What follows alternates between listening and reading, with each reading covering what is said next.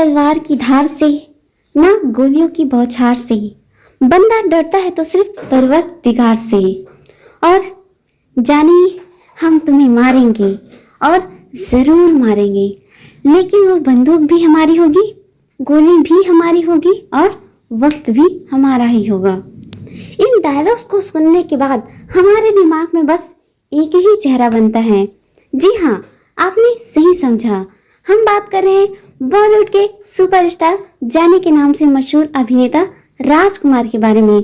तो चलिए जानते हैं राजकुमार के जीवन के बारे में। दोस्तों, राजकुमार का असली नाम कुलभूषण पंडित था और उनका जन्म 8 अक्टूबर 1926 को बलूचिस्तान, जो पाकिस्तान में एक कश्मीरी पंडित परिवार में हुआ था।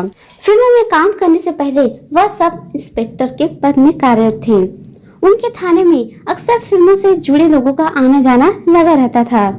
इसी क्रम में एक बार डायरेक्टर बलदेव दुबे किसी काम के सिलसिले में उनके थाने आए थे। वह राजकुमार के बात करने के अंदाज से इतने प्रभावित हुए कि उन्होंने उन्हें अपनी पहली फिल्म शाही बाजार में बतौर एक्टर काम करने का ऑफर दे दिया।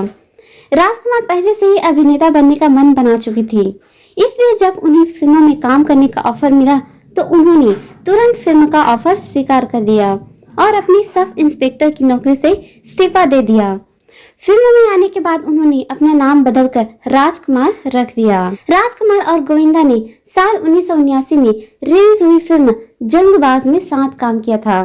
एक दिन फिल्म की शूटिंग के दौरान राजकुमार ने गोविंदा से कहा था, यार तुम्हारी शर्ट बहुत अच्छी है। यह सुनकर गोविंदा बहुत खुश हुए और उन्होंने राजकुमार से कहा कि सर, अगर आपको यह शर्ट पसंद है तो इसे आप रख लीजिए। राजकुमार ने वह शर्ट अपने पास रख ली।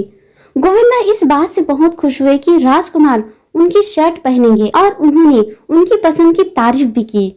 2 दिन बाद फिल्म के सेट पर गोविंदा ने देखा कि राजकुमार ने उस शर्ट से रुमाल बनाकर अपनी जेब में रखे हुए थे। दोस्तों, आइए बात करते हैं कि रजनीकांत और नसीरुद्दीन शाह ने राजकुमार के साथ काम करने से क्यों मना कर दिया था। बॉलीवुड की सुपरहिट फिल्म तिरंगा में राजकुमार और नाना पाटेकर की जोड़ी बहुत शानदार रही थी। लेकिन क्या आप जानते हैं कि फिल्म में नाना पाटेकर के किरदार के लिए पहले रजनीकांत और फिर नसीरुद्दीन शाह को अप्रोच किया गया था। हालांकि उन्होंने राजकुमार के साथ काम करने से इनकार कर दिया। फिल्म के निर्देशन मेहुल कुमार सबसे पहले रजनीकांत के पास गए थे, लेकिन वह यह कहते हुए कि फिल्म में काम करने से इनकार कर दिया कि मैं राज साहब के साथ काम नहीं कर सकता। सेट पर कुछ टेंशन हो गई तो क्या करूंगा। उसके बाद वह नसीरुद्दीन शाह के पास गए। उन्होंने कहा कि मुझे आपके साथ काम करने में कोई प्रॉब्लम नहीं है, लेकिन मैं राज साहब के साथ काम नहीं कर सकता। उसके बाद मेहुल कुमार ने किसी तरह नाना पाटेकर को फिल्म में काम करने के लिए राजी किया, लेकिन नाना पाटेकर ने फिल्म में काम करने से पहले यह शर्त रखी थी कि राज साहब फिल्म के सेट पर कुछ भी इंटरफेयर करेंगे तो मैं फिल्म में काम नहीं करूंगा। राजकुमार अपने नाम के स्पेलिंग में डबल ए लिखते थे। एक बार उनकी एक फिल्म रिलीज होने वाली थी, लेकिन फिल्म के बैनर में उनके नाम में डबल ए लगाना भूल गए थे। उन्होंने फिल्म का बैनर देखने के बाद ही प्रोड्यूसर को फोन लगाया और अपने रोबीले अंदाज में कहा कि जानी, तुमको मालूम नहीं है कि हमारे नाम के स्पेलिंग में डबल ए लिखा जाता है। दोस्तों, राजकुमार के जीवन में जुड़े कई ऐसे अजीबोगरीब किस्से हैं जिसे जानकर आप लोग हैरान रह जाएंगे। उनकी अजीब आदतों की वजह से इंडस्ट्री में कई लोग उन्हें सनकी भी बुलाते थे। एक बार राजकुमार ने तो हद ही कर दी थी। एक बार रामानंद सागर अपनी फिल्म आंखें की कहानी लेकर राजकुमार के पास गए। उन्होंने राजकुमार को कहानी सुनाई, लेकिन शायद राजकुमार को फिल्म की कहानी पसंद नहीं आई। उन्होंने अपने पालतू कुत्ते को बुलाया और पूछा, क्या तुम यह फिल्म करना चाहते हो? कुत्ते ने उनकी ओर देखा और अपनी गर्दन ना में हिलाई। इसके बाद राजकुमार ने कहा कि देखो, यह फिल्म तो मेरा कुत्ता भी नहीं करना चाहता। रामानंद सागर वहां से चुपचाप चले गए, लेकिन इसके बाद उन्होंने राजकुमार के साथ किसी भी फिल्म में काम नहीं किया। बाद में यह फिल्म धर्मेंद्र को ऑफर की गई और यह फिल्म सुपरहिट रही थी। दोस्तों, आइए बात करते हैं कि राजकुमार ने कैसे की थी अमिताभ बच्चन की खिंचाई। एक पार्टी में अमिताभ बच्चन और राजकुमार की मुलाकात होती है। राजकुमार उनके सूट की तारीफ करते हैं। इससे पहले कि अमिताभ बच्चन कुछ बोल पाते, उससे पहले राजकुमार मजाकिया अंदाज में कहते हैं कि दरअसल मुझे अपने घर के लिए कुछ पर्दे सिलवाने हैं। यह बात सुनकर अमिताभ बच्चन भी मुस्कुराने लगे। राजकुमार का अंदाज ऐसा था कि अच्छे उनसे प्रभावित हो जाते हैं।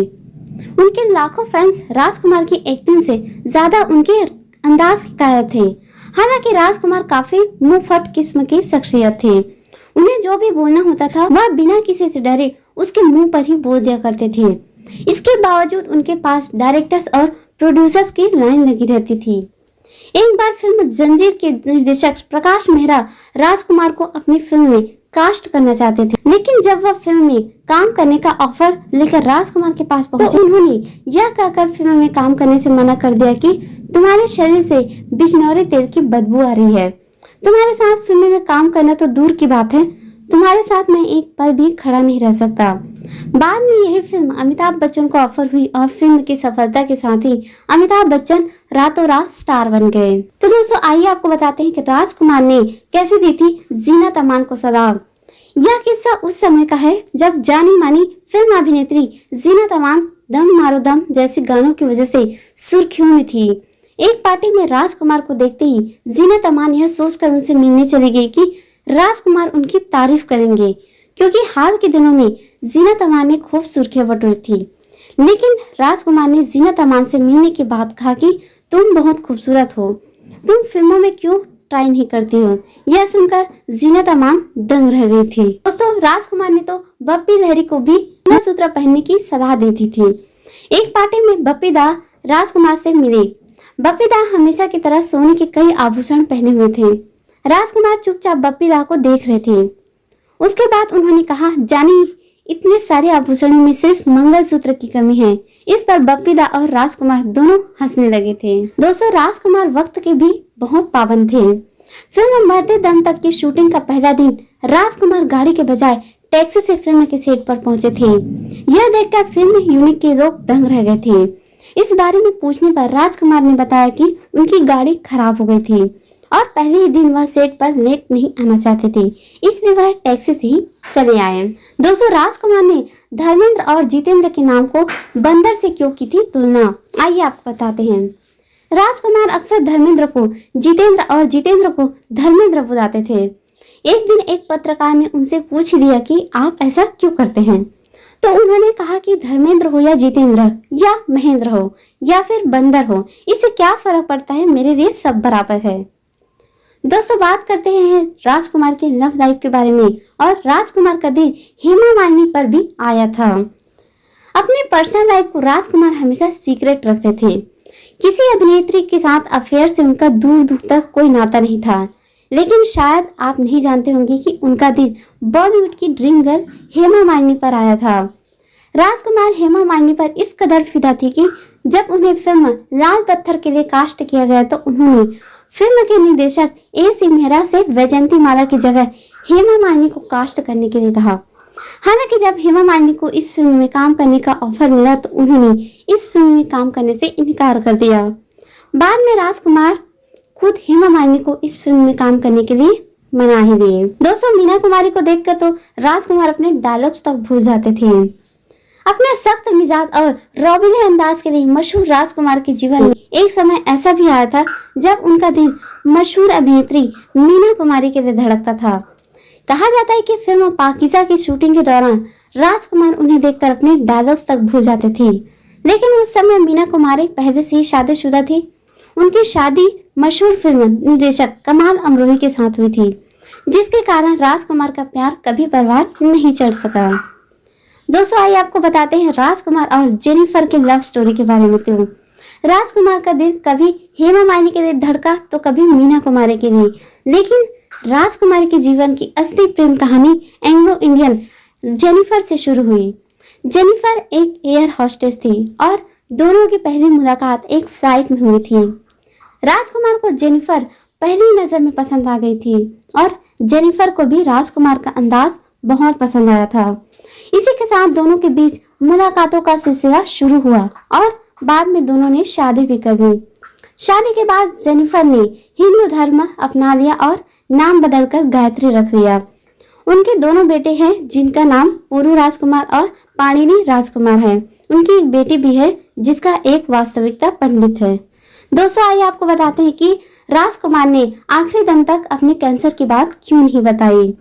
अपने लाजवाब एक्टिंग से लाखों दिलों पर राज करने वाले राजकुमार 3 जुलाई 1996 को महज 69 साल की उम्र में इस दुनिया को अलविदा कह गए। राजकुमार एक ऐसे शख्सियत थे जिन्होंने न सिर्फ अपनी निजी जिंदगी को छिपा कर रखा, बल्कि अपने गले के कैंसर के बाद भी उन्होंने अपने फैंस और मीडिया से छुपा कर रखी। यह बात केवल उनके बेटे पूरू राजकुमार को ही पता था। राजकुमार के जीवन का अंतिम क्षण बहुत ही कष्टमय रहा, लेकिन उन्होंने आखिरी समय में अपने परिवार को कैंसर के बारे में बताया। इसके अलावा उन्होंने अपने परिवार से वादा दिया था कि उनकी मौत की खबर उनका अंतिम संस्कार होने के बाद ही सामने आए, क्योंकि वह किसी की तरह का ड्रामा नहीं चाहते थे, और वैसा ही हुआ। राजकुमार के अंतिम संस्कार के बाद उनकी मौत की जानकारी लोगों से साझा की गई। इस बात का खुलासा उनके बेटे पूरू राजकुमार ने अपने एक इंटरव्यू में किया था। दोस्तों, उम्मीद करते हैं कि राजकुमार के जीवन के बारे में यह जानकारी आपको पसंद आई होगी। उनके बारे में उनका क्या विचार था, कमेंट करके जरूर बताइए। इसी तरह अपने पसंदीदा अभिनेता के बारे में जानने के लिए हमारे वीडियो को लाइक कीजिए और चैनल को सब्सक्राइब कीजिए, और हो सके तो हमें सपोर्ट करने के लिए ज्वाइन भी कीजिए। मिलेंगे नेक्स्ट वीडियो में, तब तक के लिए जय हिंद।